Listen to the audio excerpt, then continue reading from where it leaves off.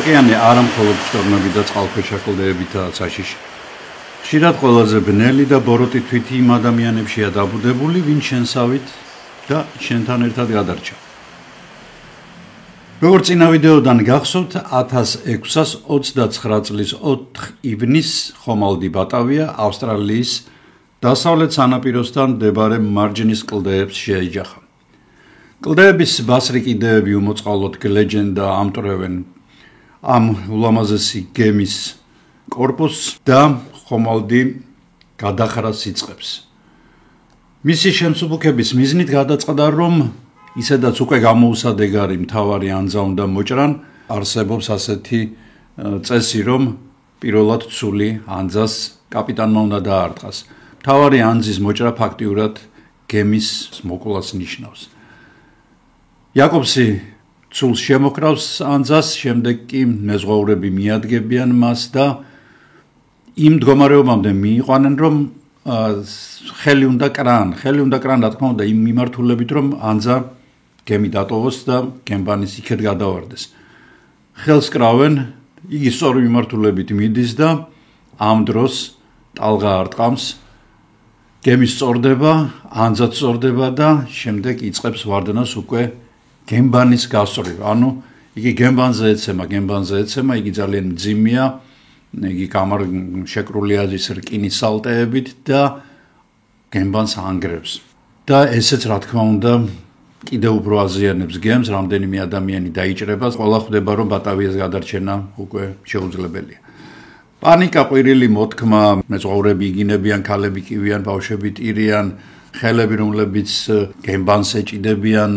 მოკლედ კლასიკური კატასტროფაა. ერთადერთი რაც კარგი ხდება, ეს არის ის, რომ იაკობსი კაპიტანი ორ ნავს ჩაუშვებს. ერთი გახლავთ 10 მეტრიანი საკმაოდ დიდი ზომის ნავი, რომელშიც დაახლოებით 12 ადამიანამდე ეტევა და მეორე ეს არის 15 მეტრის სიგრძის ნავი, რომელსაც აქვს 10 ნიჩაბი, აქვს აფრა და რომელშიც 40-მდე ადამიანი ეტევა.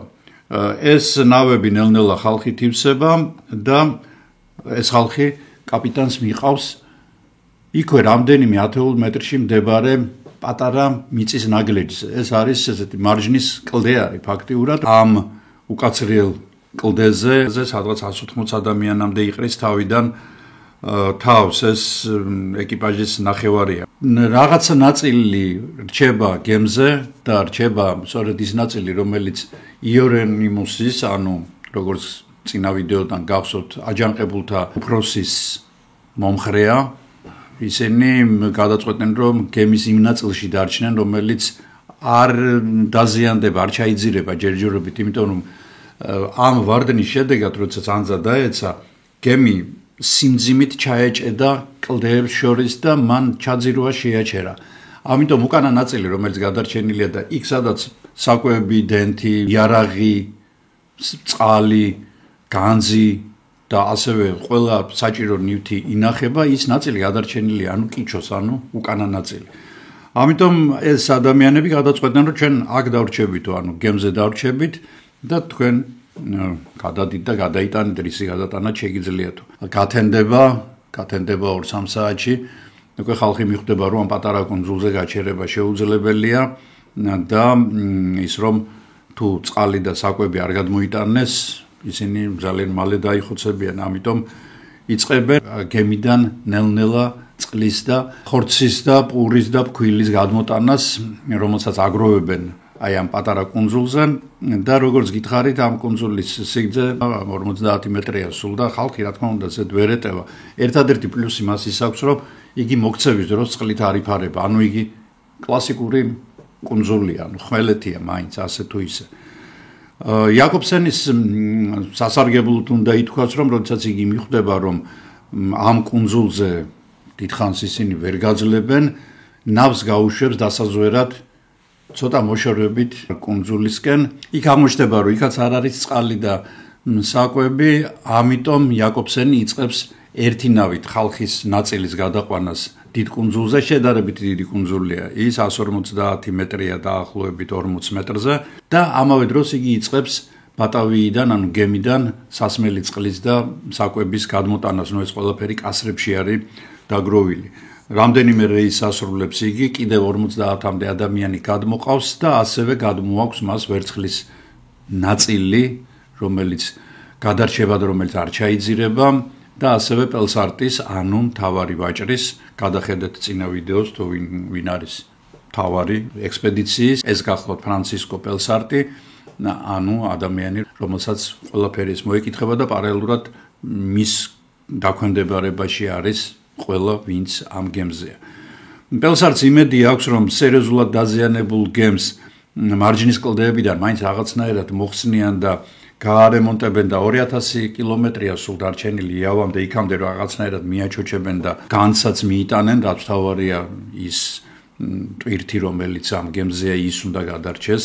იგი დაბრუნდება გემზე და კორნელის არშემდგარი აჯანყების ხელმძღვანელს ეტყვის, ნახე აბა, შეამოწმე შენი ხალხით, თუ რამდენად შეიძლება ამ გემის მარჯნიდან მოხსნაო და აღმოჩნდება, რომ მართლა შეუძლებელია, ამიტომ ერთადერთი რასაც გააკეთებენ, ეს არის ის, რომ ფიცრებს მოხსნიან გემს და მათგან გააკეთებენ ტივებს. ამ ტივებზე აწყობენ უკვე სურსათის და წყლის იმ დარჩენილ მარაგს და გადააქვთ კუნძულებზე. თვით კორნელისი კვლავ რჩება გემზე, მასთან ერთად რჩება კიდევ 70 ადამიანი და ამ 70 ადამიანიდან წარმოდგენა არ აქვს ძალიან ბევრს, რომ კორნელისი და კიდევ 12 ადამიანი აპირებდნენ გემის ხელში ჩაგდებას და მათ შორის კაპიტანიც.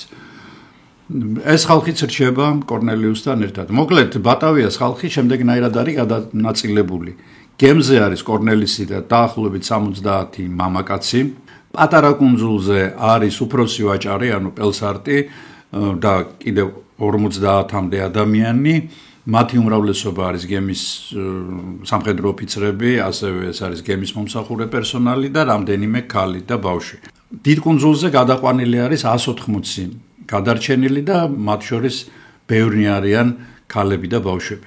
მიუხედავად იმისა, რომ პატარა კუნძული საცხოვრებლად სრულიად უვარგისია, სწორედ აქ არის თავმოყრილი საკვების და წყლის ყველაზე დიდი მარაგი და ამიტომ პელსარტი გადაწყვეტს, რომ დიდი ნავით ისინი გაემართონ კონტინენტისკენ, რომელიც ახლახან აღმოაჩინეს ინგლისელებმა და რომელიც მათი გათვლებით სადღაც 70 კილომეტრით არის მოშორებული ამ კუნძულებს. მანძილი არის დაახლოებით 1 დღის სავალი, ისეთი ნავისთვის, როგორიც მათ ყავთ, ესე იგი 10 აიჯანიანი მეზღვაურია, პლუს აფრა აქვს ამ გემს, ამ ნავს უпроსორად და მას შეუძლია, რომ დაახლოებით 1 დღეში მივიდეს იქამდე, შეამოწმოს არის თუ არა იქ წყალი, თუ არის წყალი, შემდეგ წაიყვანოს ნელ-ნელა ხალხი ამ კონტინენტისკენ, ამ კონტინენტს მოგეხსენებათ ავსტრალია ქვია, მას შემდეგ უკვე რაღაცნაირად იავამდე მიაღწიონ და იავადან უკვე მოიყვანონ სამაშველო გემი. პელსარტი 48 ადამიანთან ერთად ჯდება ნავში.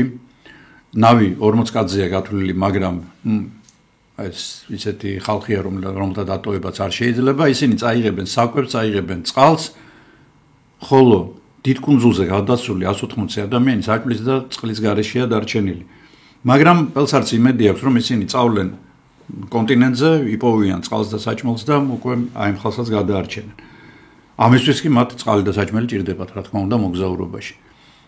იმ დიდ კუნძულზე მყოფი ადამიანები დაინახავენ, რომ გემი დაიტვირთა და საჭმელიც და წყალიც მათკენ კი არ წავიდა, სადღაც გაურკვეველი მიმართულები დასავლეთისკენ გაემგზავრა. ისინი ამ კუნძულს, ამ პატარა კუნძულს, მოღალატეთა კუნძულს დაარქმევენ და სხვათა შორის დღემდე ასე ქვია. როგორც გითხარით, 48 კაცი არის ნავზე, ნავის სიგრძე არის დაახლოებით 15 მეტრი, საკმაოდ დიდი ნავია, 10 ჯანიანი მეზღვაური ენერგიულად უსვამს ნიჩბებს და ძალიან მალე, დაახლოებით მეორე დღის დასაწყისში, ისინი უახლოვდებიან ახალი აღმოჩენილი კონტინენტის ნაპირებს, მაგრამ ეს ნაპირები ისეთი ფრიალო კლდეებით არის სანაპირო შემოსაზღვრული, რომ ისინი ახლოსაც კი ვერ მიდიან, რომ წყალქვეშ უამრავი მარჯინის რიფებია, რომლებზეც შეიძლება გემი დაილეწოს და მეორე რომს მივიდნენ ამ სანაპიროსთან ახლოს, ისინი უბრალოდ ამ შეულ კლდეებზე ვერ აძვრებიან, ამიტომ 3 დღე ისინი მიდიან ჩრდილოეთით. ჩრდილოეთით ადიან, მიყვებიან სანაპიროს, რომ იქნებ რამენაირად რაღაც ადგილი ნახონ, სადაც უფრო დამრეცი ფერდობი იქნება საიდანაც ისინი შეძლებენ მიწაზე გადასვლას და მის დათვალიერებას და ასეთ ადგილს იპოვიან რამდენიმე მეზღვაური გადავა ხმელეთზე და მათ წინ გადაიშლება წითელი ფერის აბსოლუტურად უსიცოცხლო უდაბნო. საითაც გაიხედავ ყველგან არის ქვების გროვები და თიხა წითელი ფერის რკინით გაჯერებული თიხა, რომელზეც საერთოდ არაფერი არ იზრდება. ერთადერთი რასაც ისინი თვალს მოკრავენ, ეს არის რამდენიმე უცნაური შესახედაობის ადამიანი, რომლებიც დაახლოებით 40-50 მეტრში მათგან უცებ თითქოს მიწიდან ამოიზრდებიან და როდესაც მეზღვაურები მათ დაუძახებენ, რომ ჩვენ იქნებ დაგვეხმაროთ ან რაღაც ეხა იმას საიდან ეცოდინებოდათ ჰოლანდიური, რა თქმა უნდა შეშინდნენ ეს ადგილობრივები და როგორც გამოჩნდნენ ისევე გაქრნენ. ეს იყო სხვათა შორის პირველი დოკუმენტირებული დადასტურება ევროპელებისა და ავსტრალიელი აბორიგენების შეხვედრისა. წყალს ვერ იპოვიან, ეს მეზღვაურები დაბრუნდებიან ნავზე და ნავი გააგრძელებს ჩრდილოეთით სვლას. ამავე დროს დიდ კუნძულზე დარჩენილებს შორის ტრაგედია ტრიალებს, იმიტომ რომ აქ მართალია დიდი რაოდენობით აქვთ აფრების ნაჭრები და ამ აფრებისგან კარვები ააგეს, მაგრამ სიცხეს მაინც ვერსად გაურბიან, წყურვილს ვერსად გაურბიან, ისინი დაძდევენ იქ ფრინველები და სელაპები ცხოვრობენ ამ კუნძულზე, პატარ-პატარა კოლონიებია. დაძდევენ ამ კვერცხებს პარავენ ფრინველებს და ცილას ყლაპავენ, მათ სიცხლს სვამენ თუ იჭერენ ცოცხლად, მოგეხსენება სიცხლი მარილიანია და ეს კიდევ უფრო ამძაფრებს წყურვილის გრძნობას. ხოლო პარალელურად გემზე ყველაფერია, წყალიც არის, საჭმელიც არის, დასარლებიც არის. ისინი მაინც ეძებენ გამოსავალს, იმიტომ რომ ამ გემს დიდი ხანი არ უწერია პირველივე ძლიერი შტორმი, ცხადია ყველასთვის, რომ გემს მოწყვიტავს ამ ადგილიდან და ყველა დაიღუპება. მეოთხე დღეა უკვე გასული, როდესაც პელსარტი და მისი თანამგზავრები დააპირებენ კიდევ ერთ დამრეც ფერდობებს დაინახავენ სანაპიროზე და დააპირებენ გადასვლას და ამ დროს მათ შავი ღრუბელი წამოეწევათ, ატყდება საშინელი შტორმი, უძლიერესი წვიმა მოდის და ეს წვიმა მათთვის არის შვება. წყალს ძალიან დიდი რაოდენობით ავსებენ, ისინი მათ კასრები აქვთ. სხვა ჯგუფებისთვისაც ამას ძალიან კარგი შედეგი მოაქვს. იმ 180 ადამიანი, რომელიც დიდ კუნძულზეა დარჩენილი და უწყლობით კვდება, ამ დროს ციდან მოდის აი როგორც ციური ბანანა ისე ეშვება წყლის ნაკადები, ისინი ძალიან სწრაფად მოიფიქრებენ და აფრებისგან გააკეთებენ წყლის შესაგროვებელ სისტემებს, ორმოებში აგროვებენ წყალს, ცარიელ კასრებში აგროვებენ წყალს, თვითონ აფრებში აგროვებენ წყალს, მოკლედ წყალი არის მთავარი, ხორცი არის ისედაც ხა ეს ფრინველები და სელაპები იქ არის, წყალია მთავარი, რომელიც საოცარი დეფიციტია. და ასე სხვათა შორის ასეთნაირად გადარჩება ეს ხალხი დროებით მაინც.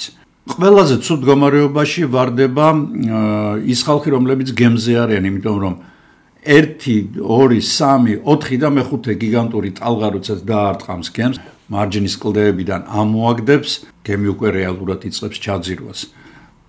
ჰოლანდიელებს ძალიან საინტერესო მომენტია, რომ ამდენს მოგზაურობდნენ, ამდენს დადიოდნენ ზღვაში და სტატისტიკურად 10 ჰოლანდიელიდან, 10 ნიდერლანდების მოქალაქიდან, კარგით ასე ვთქვათ, მხოლოდ ერთმა იცოდა ცურვა. და იგივე შეფარდება არის აი ამ გემზეც, სადაც 70 კაცია, ამიტომ გემი როდესაც იღუპება, გემთან ერთად იღუპება 30 ადამიანიც.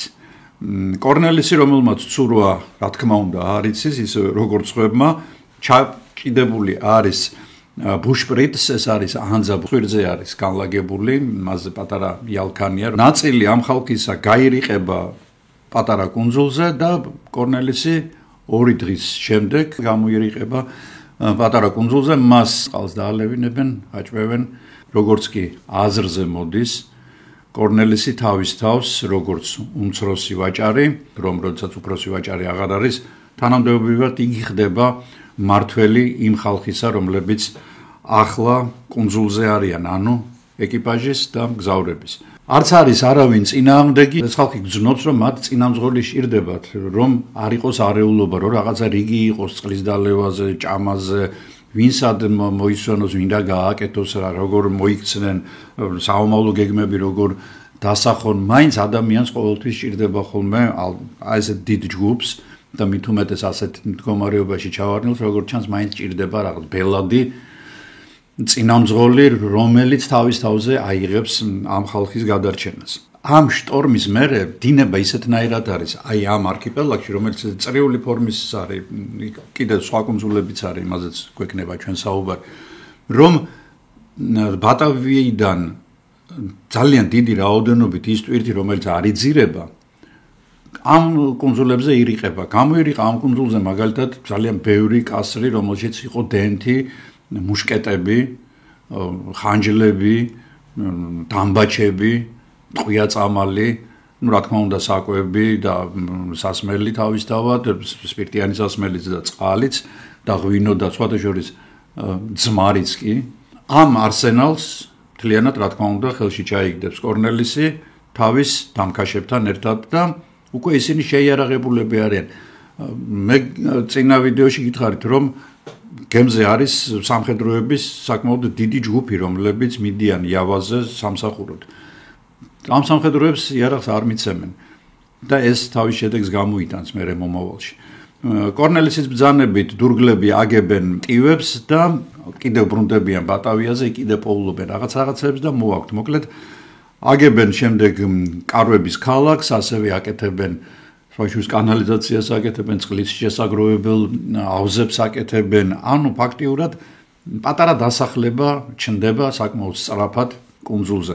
კორნელისი ცხოვრობს საკმაოდ დიდ კარავში და იქ დგას ერთადერთი საწოლი, რომელიც მთელ კუნძულზე არის. მან გადაარჩინა ეს საწოლი, გადმოიტანა ჩვენივრად გზნობს კარავში თავს ამ დიდ საწოლზე წამოგორებული. საკმაოდ გამჭრიახი ტიპია კორნელისი, მან იცის, რომ იაკობსი ძალიან გამოცდილი მეზღვაურია და მას ძალიან დიდი შანსი აქვს, რომ ნავი ჩაიყვანოს იავამდე. იავამდე ჩასვლა იმას ნიშნავს, რომ მას გემს მიცემენ. მიცემენ გემს, რომლითაც იგი უკან დაბრუნდება, რათა განძი, პირველ რიგში განძი და შემდეგ გადარჩენილი ხალხი გაიყვანოს. რა თქმა უნდა, გემზე ხალხი ცოტა იქნება. იმიტომ რომ აქ დაახლოებით 250 ადამიანია, რომლებიც ასაყვანია, ხო ეხა იმათმა თუ გემი გაავსეს, რანაირად წაიყვან. ანუ გემზე ფაქტიურად იქნება კაპიტანი, შკიპერი, მესაჭე, რამდენიმე მეზღვაური, შეიძლება 3-4 სამხედრო, თვითონ პელსარტი გამოყვება ამ გემს, ცოტანი იქნებიან. ამიტომ ძალიან დიდი შანსი აქვს კორნელისს, რომ ეს ხალხი ჩამოიტყუოს გემიდან, დაპატიჟოს, რაღაც უბრაგაშალოს, დაათროს, ანა დაადათრობა უნდა, მას ლომად და კარგად შეიარაღებული ხალხი ყავს, ნაწილი ამოხოცოს მათი, კაპიტანი და მესაჭე დატოვოს ცოცხლად, შემდეგ ეს ხალხი ყველა დატოვოს კუნძულზე, არიან მასთან ერთად, ხოლო თვითონ და აჯანყებულები რამდენიმე იქ 12 ჯერჯერობით 12 ადამიანია,ავლენ გემზე და წავლენ სამეკობრეოდ. მეკობრეობა მაშინ საკმაოდ პოპულარული და კარგი თემა იყო. მეკობრეები საკმაოდ დიდრები იყვნენ და მათ შორის ყველაზე ესე წარმატებულები მაინც ინგლისელი მეკობრეები იყვნენ, შემდეგ მოდიოდნენ ესპანელები, ფრანგები და ჰოლანდიელებმაც საბოლოოდ დაიწყეს და ერთ-ერთი ყველაზე მდიდარი მეკობრე სწორედ ჰოლანდიელი გახლდათ. კორნელისმა დაიწყო მოთვლა თავისი ერთგული ადამიანების და ჯერჯერობით 12 მამაკაცი მოთვალა. ამ დროს კუნძულზე არის 208 მამაკაცი, ქალი და ბავშვი. ეს ძალიან ბევრია. ძალიან ბევრია და ასევე არ გვავიწყდება სამხედროებიც, რომლებსაც მართალია იარაღი არ აქვს, მაგრამ მაინც ეს არის 80 ფიზიკურად კარგად მომზადებული და გამოცდილი მეომარი, რომლებიც აშკარად ანგარიშგასაწევი ძალაა. ამ დროს კი დიდი ნავი და მასზე მყოფი ხალხი კაპიტანი იაკობსის მეთაურობით ძალიან სწრაფად მიიწევს იავასკენ, იმიტომ რომ მათ ამაში ეხმარებათ აფრა, რომელიც ამ გემზე არის და ზურგის ქარი, ასევე დინება და ასევე ის რომ თუ ოდნავ გადახრა მოხდა გეზიდან, აგერ არის 10 ჯანიანი მეზღვაური, რომელსაც კარგად აჭმევენ და ასმევენ და ისინი აკორექტირებენ უკვე ამ გეზს. გაზომავს იაკობსი დაახლოებით 1500 კილომეტრი არის დარჩენილი იავამდე. იავაზე წასვლა იმიტომ გადაწყვიტეს, რომ როდესაც წყალი ვერ იპოვეს ავსტრალიის კონტინენტზე, მათ ისინი უკვე დაახლოებით 600 კილომეტრით იყვნენ არქიპელაგს დაშორებულები და ამიტომ პელსარტმა გადაწყვიტა, რომ სადღაც 1400 კილომეტრი გვაქვს გასავლელი იავამდე ზურგის ქარია, კარგი დინება, ჩვენ საკმაოდ სწრაფად ჩავალთ იავაზე, იქ დაველაპარაკებით ჩვენიანებს კომპანიის წევრებს და სამაშველო გემს სასწრაფოდ გამოუშვებენ ამ ხალხის გადასარჩენად ჩვენს გამოყვებითო და ახლა ჩვენ რო იქ დავბრუნდეთ პრინციპში რა ზედმეტი პირი ვიქნებით, ზედმეტი ხარჯი ვიქნებით და თან ვერც ვერაფერი ვერ ჩავიტანთ, ვერც წყალი, ვერც საჭმელი.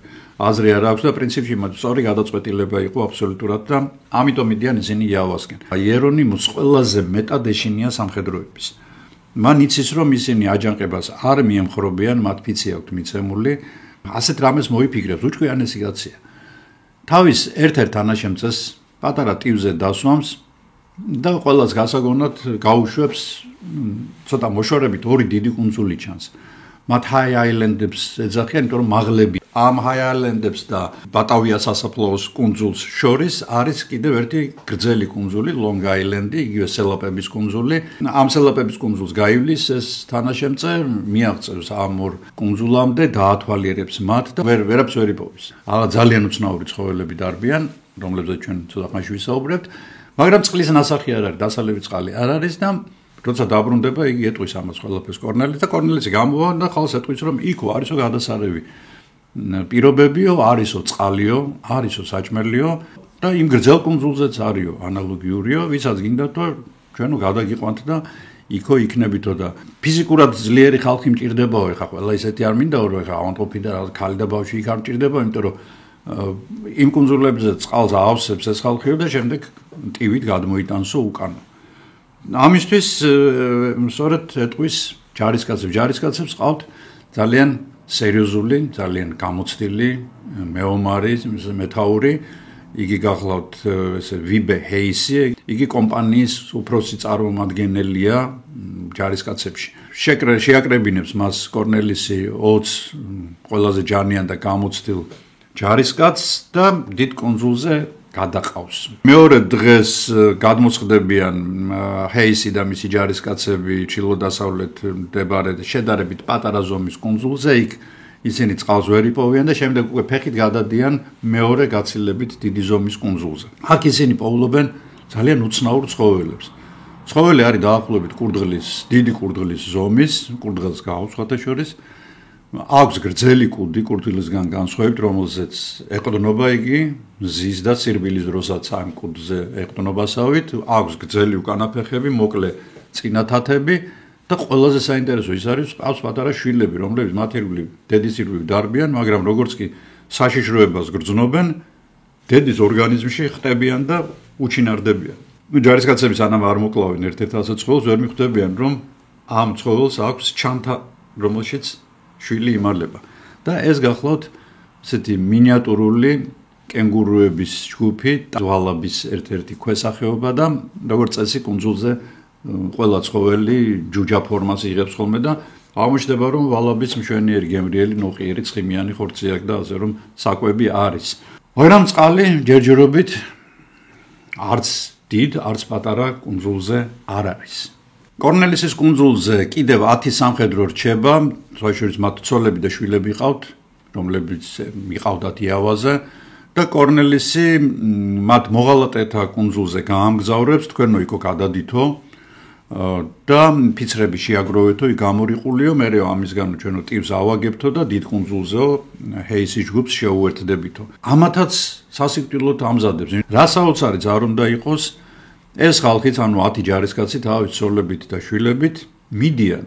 მე დამავიწყდა მეთქვა, რომ იაკობსმა კორნელის პატარა ნავი დაუტოვა. ეს პატარა ნავი 10 მეტრის სიგრძისაა, არც ისე პატარაა, მაშინ საკმაოდ ბევრი ადამიანი ეტევა და ჩასვამს ამათ სამხედროს კორნელისი თავის ცოლებიან შვილებიანად და გაუშვებს იმ კუნძულზე იქეთ. კორნელისის კუნძულზე რჩება 140 ადამიანი. ეს კვლავ ძალიან ბევრია და გეგმის წარმატებით განსახორციელებლად ეს რაოდენობა კორნელის ხელს შეუშლის. პარალელურად ეს ძირითადი დიდი ნავი ძალიან სწრაფად უახლოვდება იავას და გაცილებით ადრე ასე ვარაუდობენ ყოველ შემთხვევაში, როდესაც გაზომავს იაკობსი ასროლაბის საშუალებით თუ რა ადგილას იმყოფებიან, ძალიან მალე იქნებიან, ანუ გაცილებით ადრე იავაზე ვიდრე მათ ეგონათ. ახლა დავუბრუნდეთ ჰეის, რომელიც თავის ჯარისკაცებთან ერთად ვალაბიბზე, ანუ კენგურუებზე ნადირობს და წყალს ეძებს. იგი თავიდან წყალს ვერ პოულობს და სასიგნალო კოცონს დაანთებს, ანუ ესე აქვს მოლაპარაკებული თუ წყალს იპოვიან, ისინი ანთებენ 3 კოცონს, ანუ 3 კვამლი უნდა ამოვიდეს კუნძულიდან, ხოლო თუ ვერ პოულობენ ვერაფერს, ისინი ანთებენ 1 კვამლიან კოცონს. ისინი დაანთებენ 1 კვამლიანს, კორნელისი აქედან ხედავს, რომ იმათმა წყალი ვერ იპოვეს, ესე იგი გადასარევოთაა საქმე, ისინი იქ წყურვილით დაიხოცებიან. კვლავ ნავი. ნავზე უკვე 23 დღე იწურება, რაც ისინი გავიდნენ არქიპელაგიდან და იწურება წყლის მარაგიც, როცა ერთი მეზღვაური ლამისაა კივის მიწა, ხმელეთი და მართლაც წინ საოცარი სიმწვანით დაფარული სანაპირო მოჩანს, ეს გახლავთ ინდონეზიის ერთ-ერთი ულამაზესი 64 კუნძული იავა და აღმოჩნდება, რომ იაკობსი მართლაც სუპერპროფესიონალია თავისი საქმის და 48 ადამიანს იგი მშვიდობით ატარებს ბობოქარ ზღვაში, რით ჩვეულებრივი ნავით. მაგრამ მათ კიდევ ბატავიამდე, ანუ ჯაკარტამდე აქვთ გზა გასავლელი. პელსარტი იაკობსთან ერთად ზონდის სრუტეში გადის და ბატავიას უახლოვდება. უფროსი ვაჭარი ძალიან ღელავს, იმიტომ რომ მას შეხვედრა უწევს ძალიან მკაცრ ადამიანთან, მან უნდა აუხსნას, როგორ დაიღუპა ჰოლანდიის და კომპანიის ყველაზე დიდი გემი, როგორ გაქრა ყოველ შემთხვევაში ძალიან დიდი ნაწილი განძისა, იმ ხალხმა, რომლებიც დღეს არიან მიმოფანტული პატარ-პატარა კუნძულებზე და ისინი ცოცხლები არიან ან არ არიან, ყველაფერი ეს მან უნდა აუხსნას ამ უმკაცრეს ადამიანს. იაკობსი ხედავს გემს, რომელიც მათ უახლოვდება, შიშით არიან ისინი, იმიტომ რომ აქ შეიძლება პორტუგალიის გემიც იყოს, რომლებსაც ისინი ემტერებიან, მტრობა აქვთ ერთმანეთში, ასევე ინგლისის გემით შეიძლება იყოს, ასევე მშვიდობიანი ურთიერთობა მათ არ აქვს, მაგრამ აღმოჩნდება, რომ ეს არის ფრედერიკ ჰენდრიკი, ერთ-ერთი დიდი გემი კომპანიისა და მას გვერდს უმშვენებს ასევე საკმაოდ დიდი ზომის აფროსანი გემი სარდამი. სარდამის კაპიტანი ვერც კი იცნობს და ფრედერიკ ჰენდრიკის კაპიტანი ამ ხალხს, იმიტომ რომ ჩამოგლეჯილი გამხდარი გაშავებული მზისგან დამწვარი ადამიანების ხედან, რომლებიც ძლივს არიან უკვე. შემდეგ ისინი ჩადიან ჯაკარტაში, მოახსენებენ ყველაფერს გენერალ გუბერნატორს და რა გასაკვირიც არ უნდა იყოს, გენერალ გუბერნატორი გაგებით მიუდგება ამ ამბავს და იგი ეტყვის პელსარტს, რომ რაც შეიძლება სწრაფად გამართეთ გემი, მე გაძლევთ თქვენ სარდამს, იგი საკმაოდ დიდი გემია და აუცილებლად განძი წამოიღეთ პირველ რიგში იქედან კუნძულებიდან, რომ ხალხიც რა თქმა უნდა თვითონ გადარჩენილი იქნება, გამოაყოლეთ ისინიც ხელსო. აი ასეა, მოკლედ კომპანიას გაცილებით მეტად ედარდება თავისი ვერცხლი, ვიდრე ის 200-ზე მეტი ადამიანი, რომელიც კუნძულზე არის დარჩენილი. მეზღვაური სასაფლაოს კუნძულზე, ასე ეწოდება იმ კუნძულს, რომელზეც კორნელისი ცხოვრობს, ღვინოს იპარავს. და კიდევ ერთ მეზღვაურთან ერთად ამ ღვინოს დალევს. ორივეს იჭერენ და იერინიმუსი მათ სიკვდილით დაჟას მიუჩის. ყველა გაუგნებულია რაშია საქმე, იმიტომ რომ რა ქნეს ახლა ამ ხალხმა, რაც სხვას არ გაუკეთებია, ხო? რაღაცა 1 ლიტრა ღვინო მოიპარეს, იმ მეორე საერთოდ არაფერ შუაში არ არის, უბრალოდ დალია ამ კაცმა მიიტანა და ესა.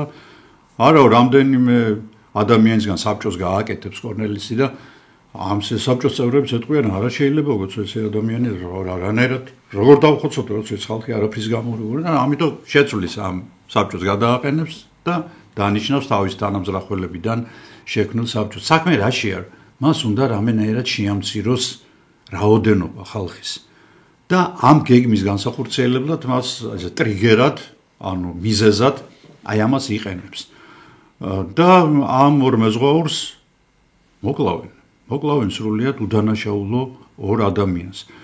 შემდეგ კიდევ იმავე დღეს ვიღაცა იტყვის, რომ აი ჭორიო დადისო, კიდე 2 კაციაო, რომლებიც ტივის გაკეთებას და გაპარვას აპირებდნენო და იმათაც თავებს მოკვეთავენ.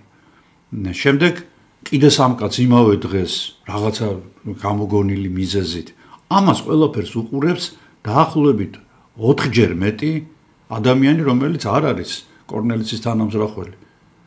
მაგრამ შეშინებულია მე მაინც ყოველთვის მიყვირს ასეთი სიტუაციები როგორ შეიძლება რომ ასე დაბეჭავდეს მამაკაცი განსაკუთრებით რომ მან ვერ შეძლოს რაღაცა მობილიზება გააკეთოს და თუნდაც მუშკეტებით შეიარაღებულ 12 ავაზაკს თქვათ იგივე 40-მა ჯანიანმა მამაკაცმა ვერაფერი ვერ უკნას.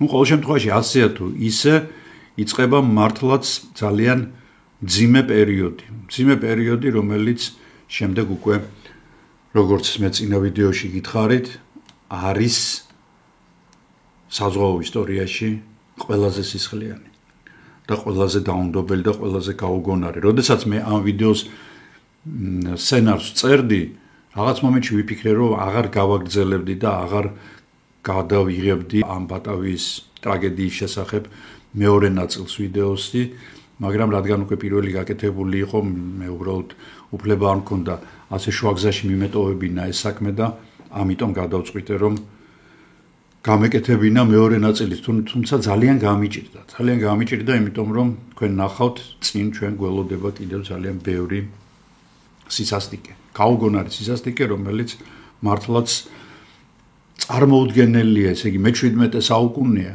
ხო ეს ჰოლანდია, ეს არის განათლებული ევროპა.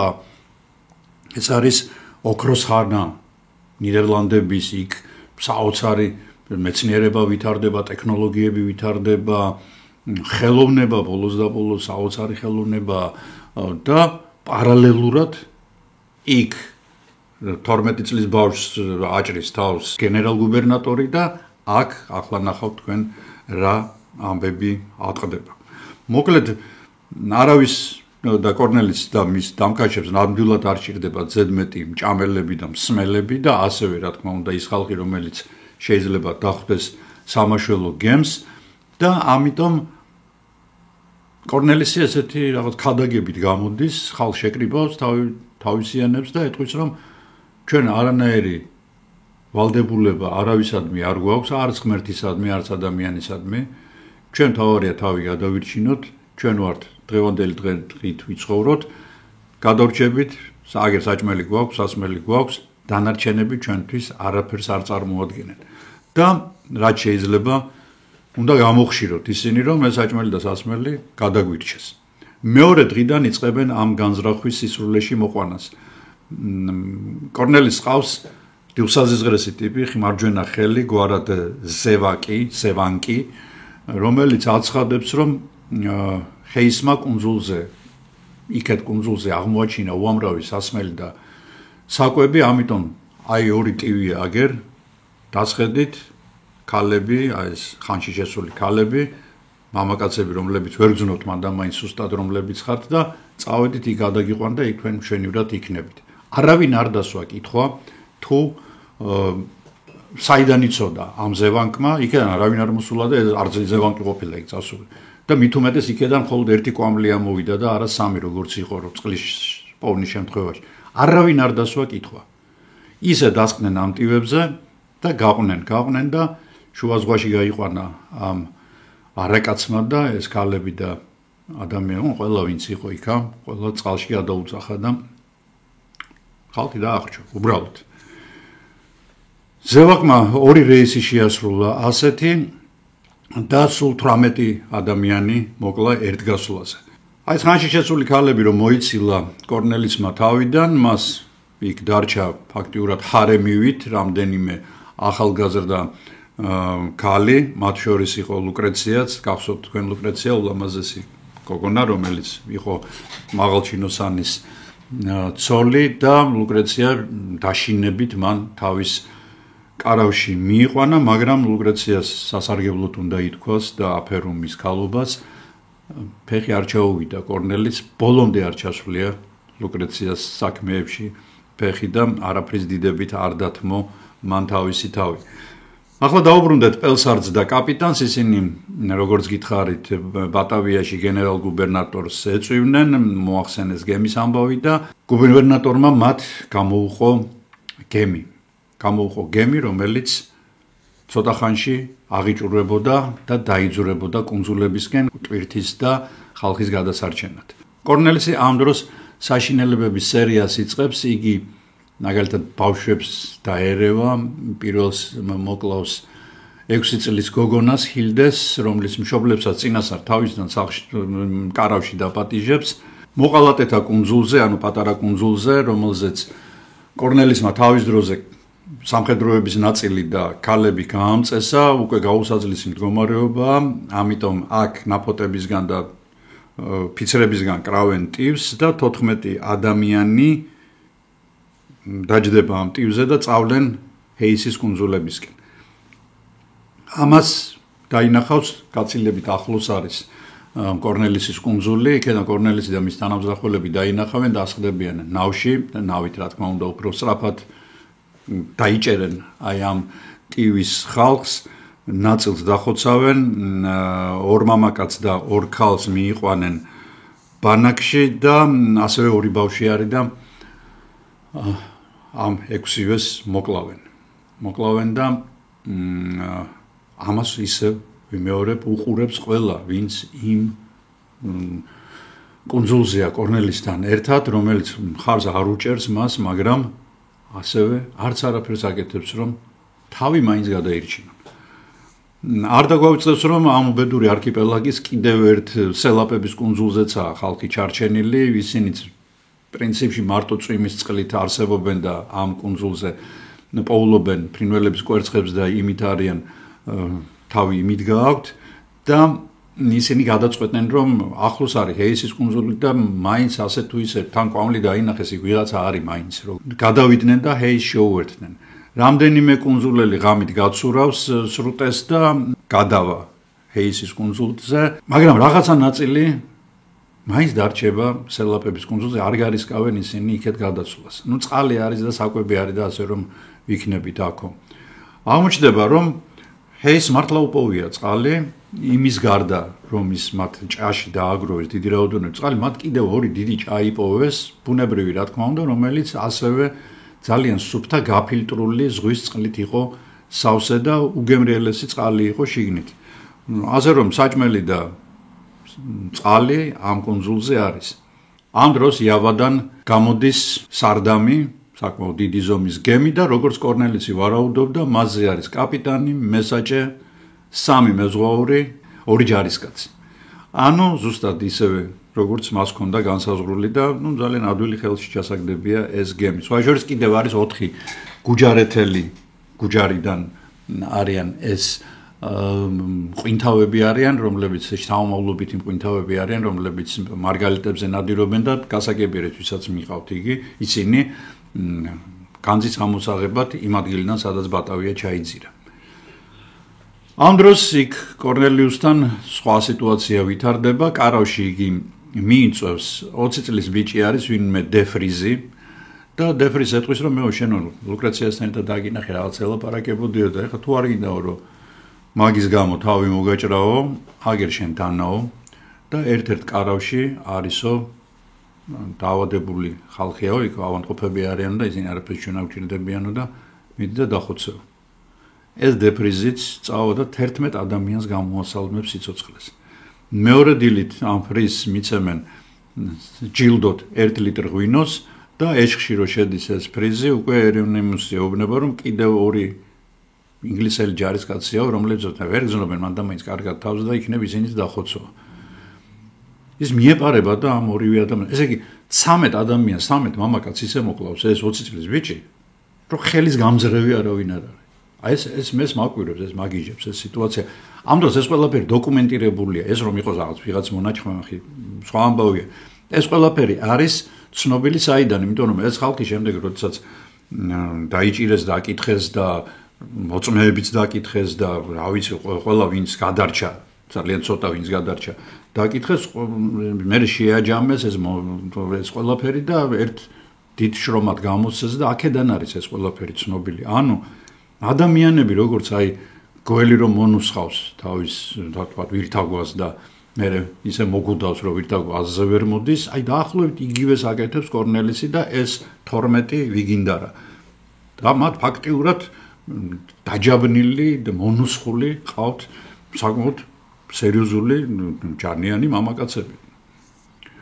სხვა შორის ისევე როგორც ნებისმიერ ტირანს და ერთპიროვნულ მმართველს კორნელისაც ეს ეჭვები ღრნის, ესე იგი მისი ყველაზე ახლო გარემოცვა ვინც არის, აი შიგნით იწყებს ძებნას ვინმე ხომ არ არის, რომელიც მას ღალატობს და საბოლოოდ ისევ ამ ფრის მიადგება აი ახალგაზრდა ნაძირალას, 20 წლის ნაძირალას, რომელსაც 13 ადამიანი ყავს მოკლული და იმას შარს მოსდევს, რომ შენ ლუკრეციასთან იყავიო და მოაკლევინებს მოკლედ იმ ბიჭსაც.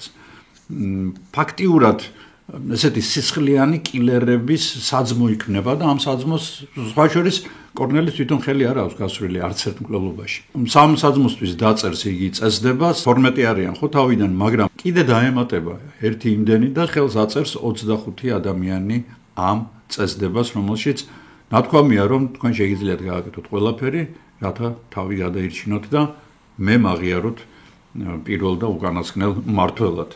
მოკლედ, ვინც ბოროტების ბნელ მხარეს არ გადასულა, მათ სიკვდილი ელით ყველას. ზურაკი არის ყველაზე მთავარი ჯალათი, იგი 4 ადამიანს კლავს, შემდეგ კიდევ მიდის მკვლელობებზე, რამდენიმე ადამიანს მოკლავს და ეს მკვლელობების სერია გრძელდება 2 დღის განმავლობაში. ისევ ყველას თვალწინ ხდება ეს ყველაფერი და არავინ ხმას არ იღებს.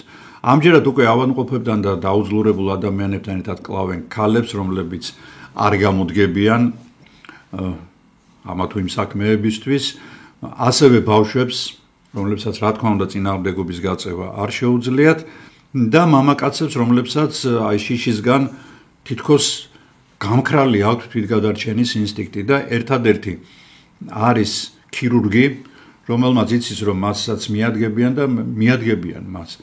მიადგებიან და იგი მომზადებული დახვდება 3 თავდამსხმელს გამოასალმებს სიცოცხლეს, შემდეგ გაიქცევა იმ ყურეში, სადაც აი ეს დიდი ნავი დგას, რომელიც იაკობსმა დაუტოვა კორნელის, იქ 2 მცველს მოკლავს, ქირურგი კი არა, აი რემბოა რა მოკლედ. ამ ნავს გაიტაცებს და ითესება ჰეისის კუნძულებისკენ.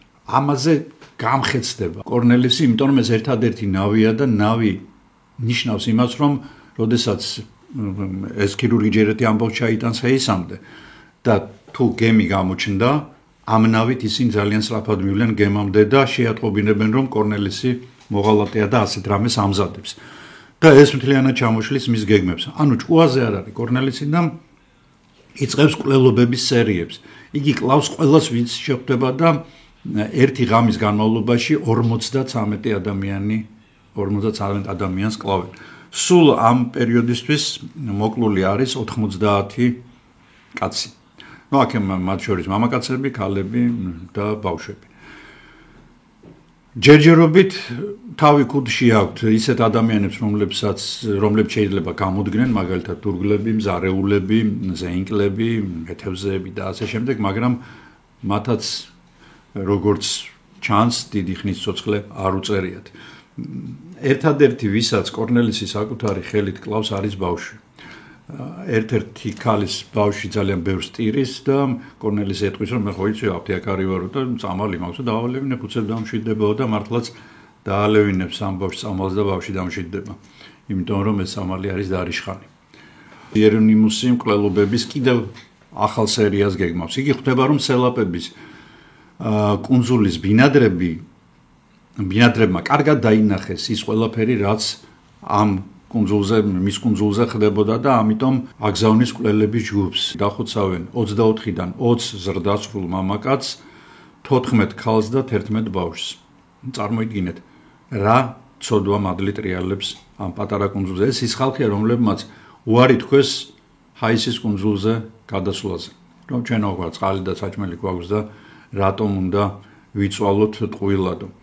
თუმცა გადარჩება კაპიტნის ერთ-ერთი თანაშემწე, ეს გახლავთ გვარად იანსი, რომელიც პატარა ტივით უშველის თავს და გადადის ჰეისის კუნძულისკენ და უყვება მთელ იმ ამბავს, რაც მან დაინახა და ჰეისი ხვდება, რომ ცოტა ხანში მასაც მიადგებიან, ამიტომ რაღაცა უნდა მოიმოქმედონ. ჰეის საკმაოდ ჯანიანი ჯარისკაცები ყავს, საკვები ბევრი ჰქონდათ მათ და კარგად იკვებებოდნენ და წყალიც ჰქონდათ და ყველაფერი, მაგრამ ერთადერთი რაც არ აქვს, არ აქვს იარაღი. ამიტომ ისინი იწყებენ იარაღების კეთებას. მაგალითად კასრის სალტეებისგან, მოგეხსენებათ ის ფოლადისგანაა დამზადებული, აკეთებენ დანებს და ხმლებს. ფიცრებისგან აკეთებენ შუბებს. ასევე აკეთებენ შურდულებს. შურდულის საშუალებით მათ საშუალება აქვთ, რომ დიდ მანძილზე ისროლონ დიდი ზომის ქვები. ჰეისი ასევე აშენებს პატარა ფორტს, რომელიც თავდაცვითი ნაგებობაა, პატარა ციხესიმაგრეა და 47 კარგად მომზადებული, მოტივირებული და ჯანიანი ჯარისკაცი დგება კუნძულის და საკუთარი თავის დასაცავად. კორნელისის და მისი რაზმის კისერზე უკვე 112 ადამიანის სოდვა კიდია, მაგრამ ეს მათთვის კიდევ ცოტაა. მან საუზმეზე მიიწვია მღვდელი და მისი უფროსი ქალიშვილი. საკმაოდ ლამაზი ახალგაზრდა ქალი, ხოლო მღვდელი, როგორც წინა ვიდეოდან გახსოვს, 7 შვილით და ცოლითაა წარმოდგენილი. ცოლი და 6 ბავშვი რჩებიან კარავში და სანამ მღვდელი ჭეშმარიტ რელიგიაზე ესაუბრება კორნელის და მასთან ერთად ღვინოს სვამს, ამ დროს ეს უკანასკნელი მკვლელების რაზმს აგზავნის მის კარავში და იქ რაც მოხდება უკვე წარმოგიდგენიათ, ხო? შემდეგ სიცხმოწყურებული კილერები მოედებიან კუნძულს და კიდევ რამდენიმე ადამიანს მოკლავენ, მათ შორის 2 ქალს და 1 ბავშვს. კორნელისი კვლავ გამწარებულია იმით, რომ ამ ქირურგი ხელიდან გაუშვეს და რაც თავარია მათ ჰაისის ხალხს ნავი აქვს ხელში ჩავარდნილი, ამიტომ იგი გადაწყვეტს, რომ ჰაისის კუნძული აიღოს. აიღოს მით უმეტეს აგერ დაახლოებით 24 კარგად შეიარაღებული, მუშკეტებით შეიარაღებული ჯარისკაცი ყავს, მას ტივებზე დასხდებიან, საკმაოდ კარგი ხარისხის ტივები აქვთ მათ და ალბათ ადვილად აიღებენ, იმიტომ რომ იმ კუნძულზე ალბათ დასუსტებულია ხალხი უწყლობით და უჭმელობით, რა იცის მან თუ რა ხდება იქ, რა დახვედრა შეიძლება მოუწყოს ჰაისმა. ჰაისი ისე ვიმეორებ ძალიან გამოცდილი მეომარია, ამიტომ იგი გუშაგებს დააყენებს და გუშაგები დაინახავენ, ყველა მიიღებს საბრძოლო პოზიციას და ჰაისმა იცის ერთი მომენტი, რომ ტივები ბოლომდე ხმელეთთან, ანუ სანაპიროსთან ვერ მოვლენ. ამიტომ თავდამსხმელებს დასჭირდებათ წყალში ჩასვლა. წყალში დაახლოებით წყლის სიმაღლე არის წელამდე და მათ აქვთ მუშკეტები. მუშკეტი მართალია 100 მეტრზე ისვრის და მომაკვდინებელი იარაღია, მაგრამ მას ერთი მინუსი აქვს, განსხვავებით თანამედროვე ტყვიებისგან, იგი იტანება ზემოდან, ანუ მუშკეტში იყრება ზემოდან დენთი, შემდეგ ირიდება ტყვია, ეს ყველაფერი კარგად იტანება, აქეთ ფითილია, იმას აუკიდებენ, დაუმიზნებენ, გაისვრიან და ამას ყველაფერი ჭირდება დაახლოებით 2 წუთი, რომ დაატენო იარაღი, მაგრამ მინუსი რაშია, რომ ეს ყველაფერი ღია სისტემაა და წყლით ადვილად სველდება. ამიტომ ჰაისი გადაწყვეტს, რომ როგორც კი თავდამსხმელები წყალში მუშკეტებით შევლენ, აქედან დააყარონ ქვები, ქვა ისედაც დააზიანებს მომხდურებს, მაგრამ პირველ რიგში დაასველებს დენთს და მუშკეტი უბრალოდ ჯოხად გადაიქცევა და მართლაც ასე მოხდება. როგორც კი კორნელისის თავდამსხმელები მიუახლოვდებიან და ჩამოხდებიან აი ამ თავიანთი ტივებიდან, როგორც ქვების წვიმა წამოვა მათკენ, რამდენიმე ადამიანი სხვა შორის სერიოზულად დაიჭრება ამ ქვებისგან და მეორე ნაწილს კი უბრალოდ ის ვინც მუშკეტებითაა შეიარაღებული, ეს მუშკეტები გადაიქცევა ჩვეულებრივ ჯოხებად. კორნელისის ბანდიტები წყდებიან თავიანთ ნავში და უკან მიდიან. გამწარებული კორნელისი იმ ქალზე იყრის ჯავს და იმ ბავშვზე, რომლის ქმარიც ჰეისთან ერთად შემთხვევით აღმოჩნდება სხვადასხვა დიდ კუნძულზე. რამდენიმე დღის შემდეგ სასაფლაოს კუნძულიდან კიდევ ერთხელ დაიძრა მკვლელების ჯგუფი ჰეისის ციხესიმაგრის ასაღებად, ამჯერად ოპერაციას თვით კორნელიუსი მეთაურობს და მუშკეტერები კვლავ ჩახდნენ წყალში, კვლავ იქედან წამოვიდა ქვების წვიმა, გამწარებული კორნელისი უკან იხევს, ოღონდ ცელაპების კუნძულამდე მიდის და ახალ გეგმას ჩალიჩობს. გააგზავნის მომლაპარაკებელს. და ეს მომლაპარაკებელი სხვა არავინ არის თუ არა მღვდელი, რომელსაც ძალიან ცოტა ხნის წინ მეუღლე და 6 შვილი მოუკლეს და სხვა შორის გლოვაც კი აუგრძელეს. გაუშვებს ამ მღვდელს, მღვდელი ელაპარაკება ჰეისს, რომ დააბრუნოს ნავი, ამის საფასურად იგი მიიღებს საკვებს, იარაღს, ხელსაწყო იარაღებს, რომელიც მას დაშირდება.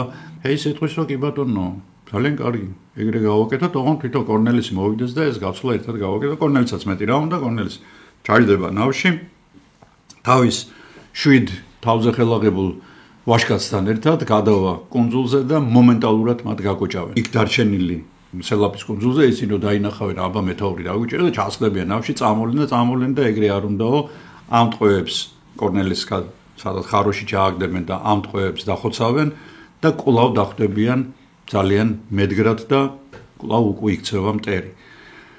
10 აგვისტოა დანიშნულ დროზე ერთი კვირით ადრე პელსარტი იმ ადგილას მიდის, სადაც ბატავია ჩაიძირა.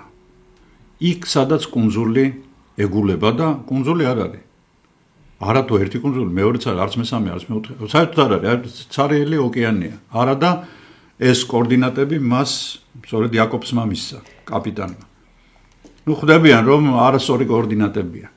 არასწორი კოორდინატებია, ჭკუას კარგავს, პელსარტი ჭკუაზე არ არის, იმიტომ რომ ეს გემი და ეს განძი თუ არ იპოვა, მას კარგი დღე არ დაადგება უბრალოდ და ამხელა ოკეანეში სადგინდა ეს ყველაფერი იპოვა, მაგრამ დაამშვიდებს მას კაპიტანი, რომ მოდით ეს მოვიფიქროთ ესეთი რამე, რომ ზიგზაგებით მე ვივლი, ახლა წავალ დასავლეთისკენ და სადღაცა გადავეყრებით ამ კუნძულებს. სადველი სათქმელია, მაგრამ განსახორციელებლად რთულია, იმიტომ რომ ისინი იმყოფებიან ავსტრალიის კონტინენტთან ძალიან ახლოს.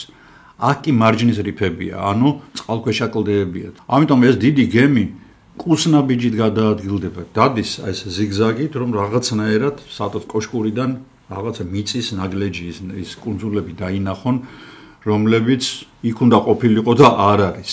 და უბედურება ისინი მიადგებიან, კვლავ იცნობს რა თქმა უნდა კორნელისი იმ სანაპიროს, ანუ სამხრეთის კონტინენტის სანაპიროს და მიხვდებიან, რომ დასავლეთით კი არა, პირიქით აღმოსავლეთით უნდა წასულიყვნენ და ადგებიან და დაიძრებიან უკან.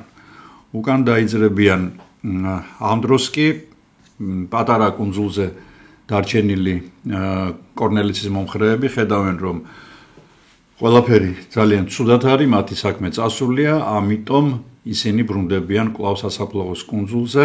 კორნელის ღრმაორმოში აგდებენ და ესე დაცინვის მიზნით და შეურაცხყოფის მიზნით მას ცოცხალ ფრინველებს უყრიან, რომ მან თვითონ გაპუტოს და ესე ცოცხლად შეჭამოს ისინი, როცა მოშივდება.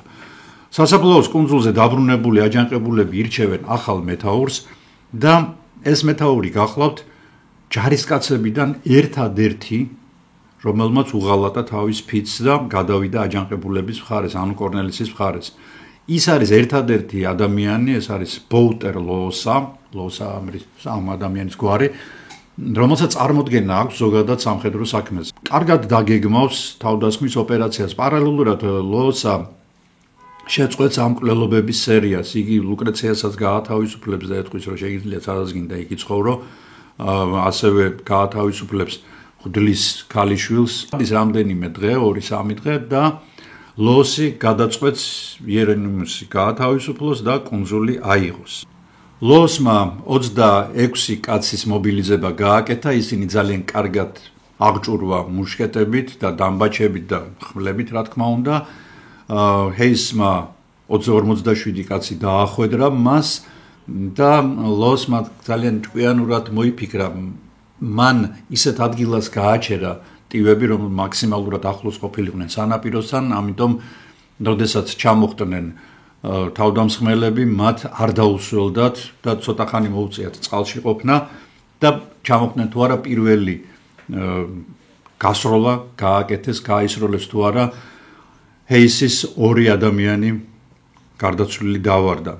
ამან საშუალება მისცა ლოოსას, რომ შემდეგი ჯგუფი გამოეშვა, უკვე შეიარაღებული ასევე მუშკეტებით და გადატენილი მუშკეტებით, მათ კვლავ გაისროლეს, კიდევ 3 კაცი დაეცა ჰეისის და ჰეისი ხდება, რომ ბრძოლას აგებს. მას არც ის ფორტიშველის, რომელიც მან ააგო მარჯნის ნამტვრევებისგან, არც შურდულით ნასროლი ქვები, იმიტომ რომ აშკარად ლოოსას ტაქტიკა ამართლებს და ნელ-ნელა ჰეისი და მისი ხალხი დანაკარგებით უკან მიიწევენ, მაგრამ უკან საწახვალ, უკან ოკეანეა და თუ გაათავისუფლებენ კორნელიუსს ამ ცივსისხლიან კვლელს და თავიდან ამუშავდება კვლელობების მანქანა, თუ კვლავ დაიღვრება სისხლის მდინარეები.